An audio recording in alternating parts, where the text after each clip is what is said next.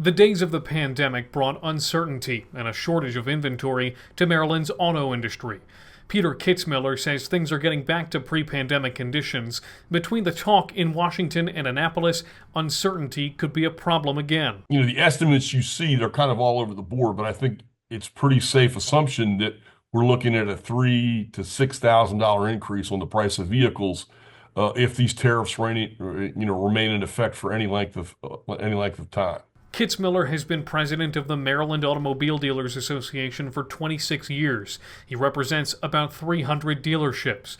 When it comes to new tariffs on imports from Mexico and Canada, he worries both for car prices and car parts. A significant number of parts cross back and forth the water 2 or 3 times. And so the parts impact is almost as important as the actual vehicle itself. The White House says the tariffs on Canada and Mexico will go in place, quote, to combat the extraordinary threat to U.S. national security, including our public health, posed by unchecked drug trafficking. It's not just one industry, it could be multiple industries. Dr. Darius Arani is an economist at Towson University. He says about a quarter of imports to the Port of Baltimore come from Mexico, Canada, and China. So the port relies on stuff going in and going out, but if there's a reduction in that, that's going to also impact the port's operations as well. Arani says impacts could be felt not just with cars, but with lumber for the construction sector, nickel, and energy.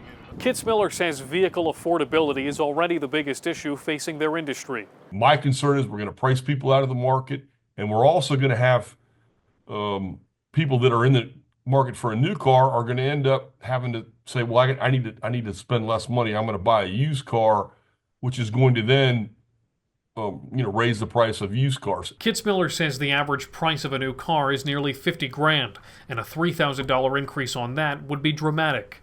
Arani tells me some increases, like on fresh produce, would be more immediate, but other products with a longer lead time would take longer if the tariffs stick. Jack Watson, WMAR 2 News.